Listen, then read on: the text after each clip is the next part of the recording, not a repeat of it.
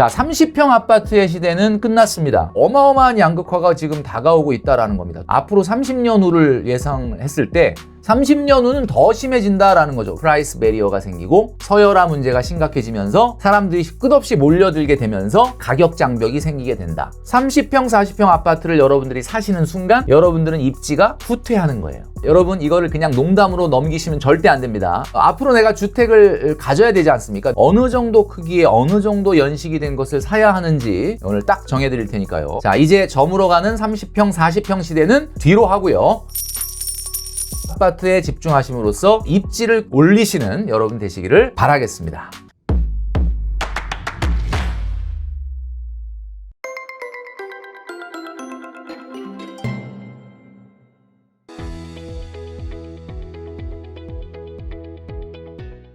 네, 혼쭐이 여러분 안녕하십니까? 돈으로 혼쭐 내는 남자 누구겠습니까? 바로 돈줄남 김경필입니다. 오늘 이 시간에는 아파트 시장의 바람의 방향이 언제쯤 바뀌게 될지, 이 지루한 조정장이 언제쯤 끝나게 될지, 그리고 앞으로 아파트를 산다면 어느 정도 크기에 어느 정도 연식이 된 것을 사야 하는지 오늘 딱 정해드릴 테니까요. 영상 끝까지 시청해 주시면 좋겠습니다. 자, 계속해서 말씀드리고 있는데 2019년부터 23년까지, 그러니까 작년까지죠. 서울과 전국의 매매 가격의 변동률을 보면요. 2020년, 21년도는 굉장히 크게 상승을 했습니다. 근데 이제 이때는 보시면 아시겠지만 서울보다는 오히려 지방이 훨씬 더 많이 올랐기 때문에 양극화가 축소되던 시기였다. 이렇게 볼 수가 있죠. 자, 반면에 하락이 시작된 2022년도와 작년인 23년도는 하락은 하는데 오히려 많이 올랐던 지방이 훨씬 더 많이 빠지기 때문에 전국의 매매 가격 변동률이 더 높고요. 그리고 오히려 서울은 작아지는 그런 형세다. 그래서 양극화가 좀 확대되고 있는 분위기다라는 거죠. 자, 그런데 22년도부터 하락이고 23년도도 하락인데 하락폭은 계속해서 둔화되고 있습니다. 이러다 보니까 많은 분들이 이제 뭐 24년 정도면 사도 되는 거 아니야? 뭐 이런 이야기를 하시는 분들이 있는데 제가 몇 번에 걸쳐서 영상을 통해서 말씀드렸지만 아직은 그럴 분위기가 아니다라고 말씀드리고 있죠. 주택구입 부담지수가 2019년까지 올라갈 때와 그 다음에 그 이후에 20년, 21년도가 올라갔을 때 가장 큰 차이는 그 전에 소득성장이 있는 상태로 집값을 밀어올린 건지 아니면 소득성장도 없는데 그냥 금리가 낮아져서 올라간 건지의 차이다라고 말씀드렸죠. 그래서 2019년까지의 서울 기준으로 주택구입 부담지수는 122였는데 이게 21년도 최고점에 214까지 올라갔고 이게 최소한 100 수준까지 떨어질 때까지는 집값 조정을 다 받은 게 아니다라고 말씀드렸는데 현재 23년 4분기까지 자료가 공개가 됐는데 156입니다. 그러니까 아직도 갈 길이 멀다 이런 말씀을 드렸습니다. 자, 그래서 전체적인 지수는 21년도에 올라간 거는 반납을 했지만 하락을 했지만 2019년도 가격까지는 아직까지 갈 길이 멀기 때문에 현재까지는 우리가 집을 시장에 나가서 딱 이렇게 사야 될 시기는 아니다라는 말씀을 드렸습니다. 다만 지역마다 조금 차이가 있으니까 22년도에 떨어졌던 가격보다 조금 상승한 가격으로 거래가 되는 데는 있을 수는 있겠죠. 이제 그것이 거래량이 동반된 가격 상승은 아니다. 여러분들 속으시면 안 된다. 이런 말씀을 드렸습니다. 자, 그리고 주식시장이 요즘 굉장히 뜨거운데 주식시장은 바람의 방향이 완전히 바뀌었죠. 22년도에 굉장히 힘들었었는데 굉장히 연고점, 역사상 최고점을 뚫고 올라가고 있고 그러나 부동산 시장 같은 경우는 비행기가 아니다. 제가 항공모함이다. 이런 말씀을 드렸죠. 방향을 바꾸는 데는 굉장히 오랜 시간이 걸릴 수 있다. 그래서 결론적으로 말씀드리면 24년도, 25년도에는 유의미한 반등이 있기는 어렵기 때문에 여러분들이 주택시장에 섣불리 접근하시면 안 되겠다라는 말씀을 드렸습니다. 자, 제가 지금 드린 말씀이 조금 더 힘을 실어줄 수 있는 이야기가 말이죠. 바로 미국의 금리 인하에 대한 기대감 굉장히 이제 크기 때문에 주식시장이 먼저 반등을 한 거잖아요.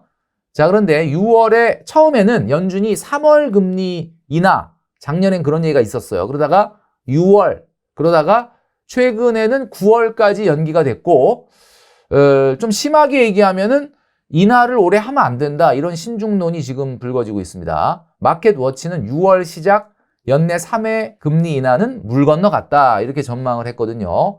그리고 미국의 물가 상황 수준이 심각한 상황이다. 아직도 굉장히 고용시장은 뜨겁고 경기가 하락하는 기미가 전혀 보이지 않기 때문에 경기가 하락하는 기미가 보이지 않는다는 얘기는 뭐죠? 인플레이션이 잦아들기 어렵다. 뭐 이런 이야기로 해석을 할 수가 있거든요.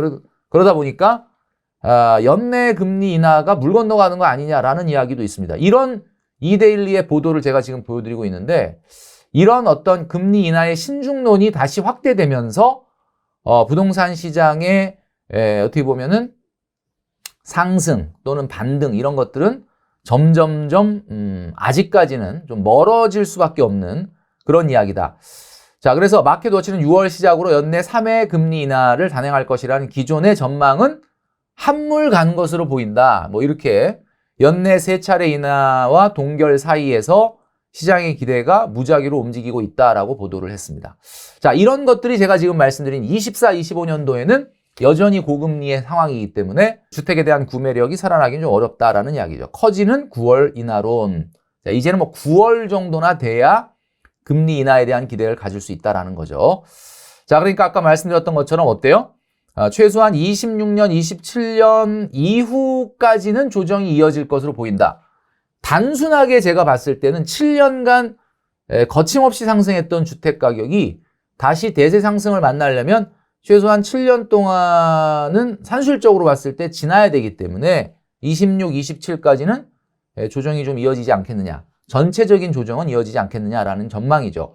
자, 이런 상황에서 대한민국은 두 가지의 문제점이 있습니다. 바로 뭐냐면 대한민국의 두 가지 문제점. 여러분도 잘 아시겠지만 저출산 문제 그리고 지방 소멸 문제입니다.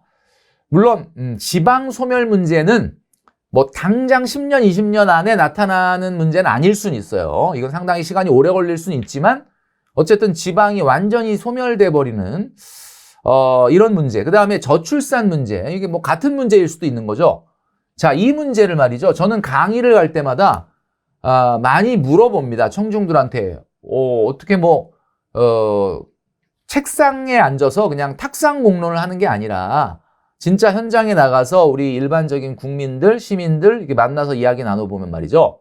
특히 90년대생이 온다라는 책이 있었지 않습니까? 90년대생들한테 많이 물어보거든요. 왜냐하면 90년대생들이 이 저출산 문제를 해결해야 될 장본인들이기 때문에 직접 물어봤습니다. 이게 사실 제가 이거 물어본 지가 되게 오래됐는데 어디를 가나 90년대생들한테 물어보는 거죠. 과연 이 대한민국의 두 가지 문제점, 저출산 문제와 지방소멸 문제 해결될 것 같냐? 라고 이렇게 물어보는데 대답이 어떻게 나오겠습니까? 글쎄요, 모르겠네요. 이게 아니라 너무나 단호하게 해결될 수 없다, 해결되지 않을 것이다 이렇게 이야기를 한다는 거예요. 해결을 해야 될 분들한테 물어봤는데 해결되지 않는다라고 합니다.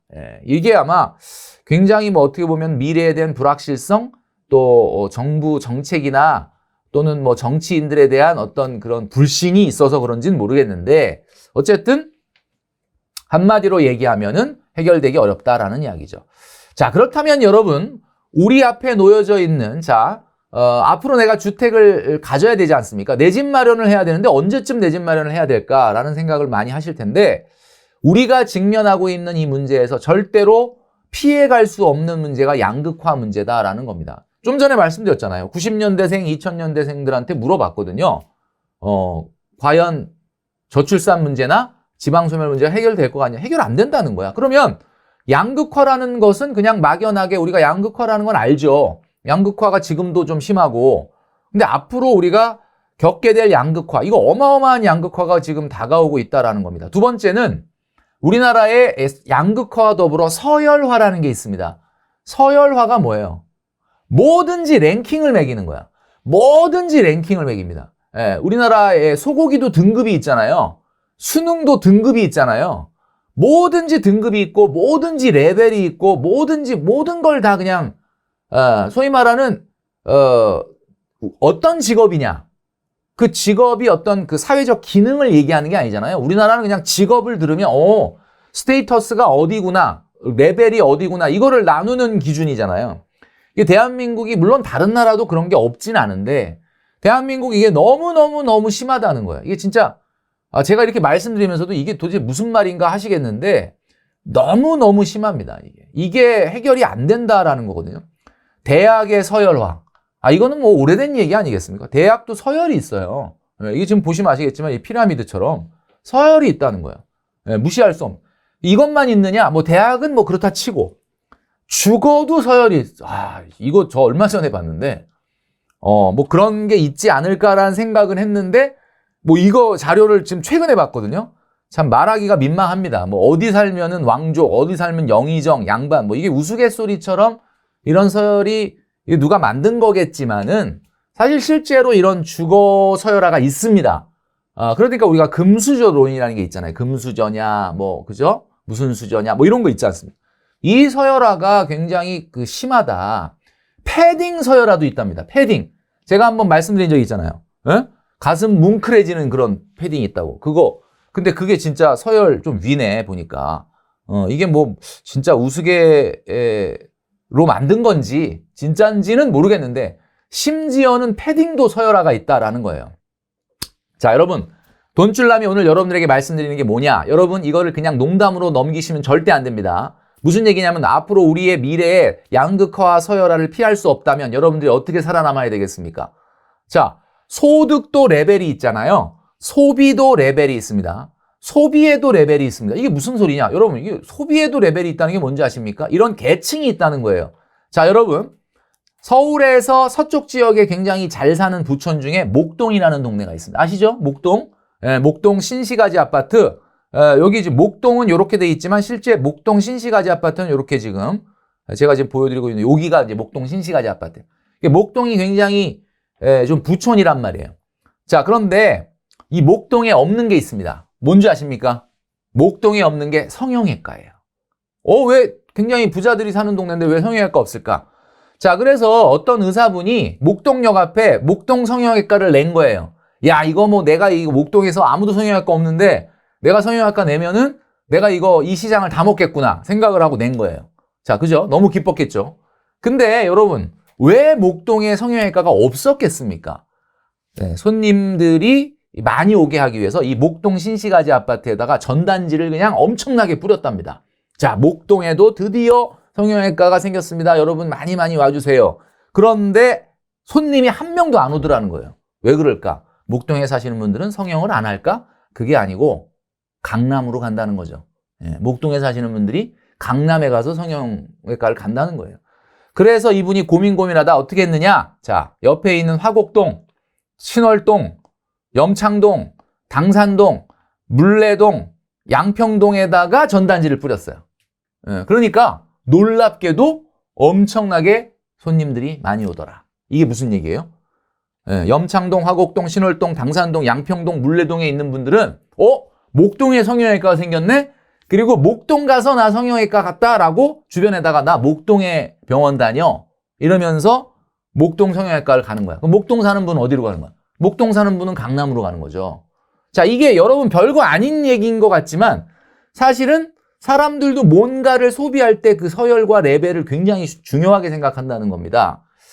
자, 이 정도가 대한민국이거든요. 이 정도로 서열화가 심하거든요. 그러면 이게 과연 부동산 시장에서 어떻게 나타날 거냐. 지금도 서열화가 심한데 당연히 양극화 서열화는 강화될 수밖에 없다. 자, 그렇다면 여러분들이 어디 지역에 되도록이면 좀 높은 서열에 높은 입지에 여러분들의 주거가 있어야, 여러분들의 집이 있어야 미래에 어떻게 보면 상대적인 가치가 훼손되지 않을 가능성이 높다라는 겁니다. 지금 여러분 지방 소멸 문제 그리고 또 뭐죠? 저출산 문제 해결 안 된다 그랬잖아요. 지금의 도심 집중화 수준 어떻습니까? 여러분 그 강남역이나 명동이나 이런 데 가면 막 그냥 굉장히 요즘 뭐 관광객이 굉장히 많은데 원래 이제 사람들이 많잖아요. 도심의 집중화 어떻습니까? 아침에 출근 시간 보면 뭐 9호선 같은 경우는 진짜 지옥철이라는 말이 나올 정도로 굉장히 사람이 많잖아요. 자, 이런 지금의 도심 집중화 수준? 저는 돈줄라면요. 앞으로 30년 후를 예상했을 때 지금 우리나라가 16.2% 우리가 대한민국의 16.2%의 면적이 도시 면적이라고 그러거든요. 그러니까 16.2%의 면적에 92%가 거주하고 있는 거예요. 근데 지금의 이 도심 집중화 문제는 여러분 앞으로 30년이 지나면 요거는 장난 수준일 것이다. 이게 무슨 얘기냐? 더 도심 집중화가 가속화될 수가 있어요. 지금의 도심 집중화는 그냥 장난이에요. 30년 후는 더 심해진다라는 거죠. 왜냐? 제가 한번 자료를 보여드리겠습니다. 인구가 여러분 앞으로 준다라고 알고 계시죠? 얼마나 줄지 제가 한번 예상치를 갖고 왔습니다. 통계 지리정보서비스 인구 추계라는 자료가 있는데 예상을 한 거죠. 지금의 출산율이라든가 이런 걸 놓고 앞으로 인구가 얼마나 줄어들. 여러분 지금으로부터 한 25년 후 2050년에는 인구가 얼마나 될 것 같습니까?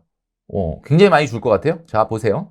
지금 물론 뭐 이게 인구 추계니까 추정치인데 2050년에 우리나라의 인구는 이 상태로 가면 4,577만 명입니다. 지금 우리나라 인구가 한 5,175만 명이니까 약 한 8% 정도, 7.2% 이 정도 줄어들어서 4,577만. 여러분 어떠십니까? 인구가 2050년에 4,577만이라는데 어떻게 많이 준 것 같아요? 조금 준 것 같아요? 저는 개인적으로 줄기는 많이 줄었는데 생각보단 많이 안 주는데 이런 생각이 전 들었거든요. 여러분들은 어떻게 생각을 하셨는지 모르겠지만 뭐가 문제냐? 미래의 가장 큰 이슈는 말이죠. 바로 치안 문제가 될 거다라는 겁니다. 자, 여러분 지방 소멸이 되면 지금도 16% 도시 면적의 92%가 몰려 사는데 그때는 어떻게 되느냐? 30년 후에는 여러분 놀라지 마십시오. 지금의 도심 지역에 더 많은 인구가 살게 된다. 인구는 생각보다 그렇게 줄지가 않는다. 자, 그럼 무슨 얘기예요? 가장 문제가 치안 문제가 대두될 수밖에 없는 겁니다. 치안 문제, 이거 굉장히 심각하거든요. 야, 지금 이 치안 문제를 어떻게 해결할 거냐? 여러분, 그렇게 되면은 한마디로 제가 말씀드린 적이 있죠. 프라이스 베리어가 생기고 굉장히 서열화 문제가 심각해지면서 소위 말해서 치안이 좋은 곳으로 사람들이 끝없이 몰려들게 되면서 어떻게 보면 가격 장벽이 생기게 된다. 자, 그러면 입지가 높은 곳으로 가야만 자산 가치가 유지되는 양극화가 더 가속화될 텐데 여러분 내가 돈이 없는데 어떻게 입지가 좋은 곳으로 어떻게 가지? 자, 여러분 방법이 하나 있다라는 거죠. 자, 제가 지금 보여드리는 아파트 가격은 어떻게 구성될까라는 거죠. 제가 이제 자주 보여드리는 표인데 자, 사용 가치와 투자 가치가 아파트 가격이라고 그랬죠? 사용 가치, 입지가 좋은 곳이 바로 이 붉은색으로 표시되고 있는 곳이 이 내용이 바로 입지를 가늠하는 겁니다. 입지, 투자 가치 빼고 얼마나 안전한 이웃이 있고 얼마나 좋은 학원이 있고 얼마나 교통이 좋고 얼마나 자연 물과 공원이 있는가 이것이 이제 어떻게 보면은 사용 가치라고 말씀드렸잖아요. 그러니까 무슨 얘기냐?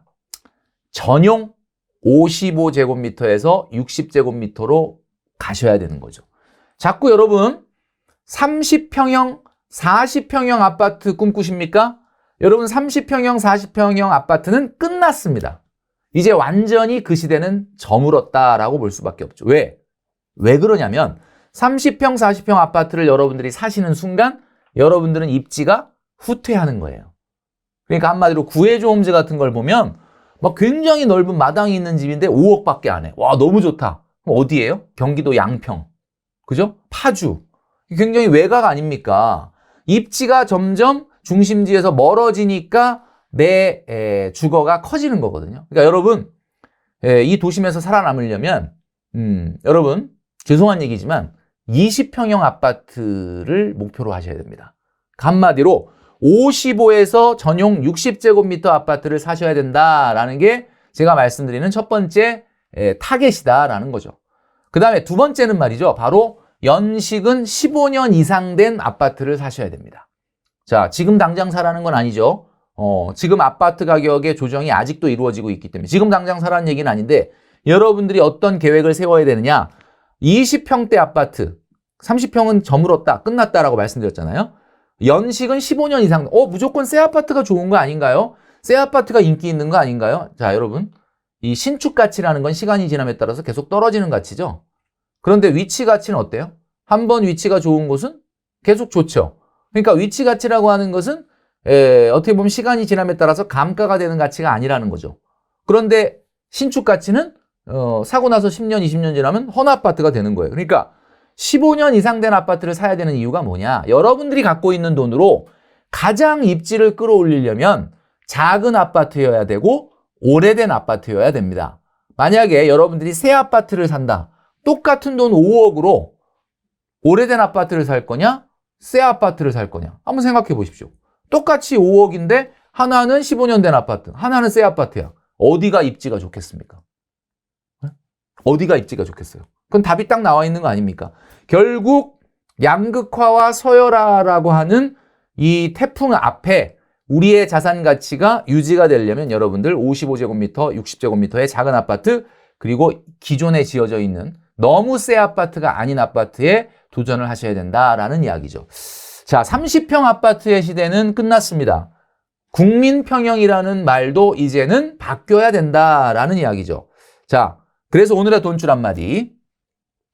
입지를 끌어올리는 전략만이 여러분들의 자산 가치를 미래에도 지킬 수 있는 길입니다. 자, 이제 저물어가는 30평, 40평 시대는 뒤로 하고요. 여러분들 20평대 초반의 아파트에 집중하심으로써 여러분들의 입지를 올리시는 여러분 되시기를 바라겠습니다.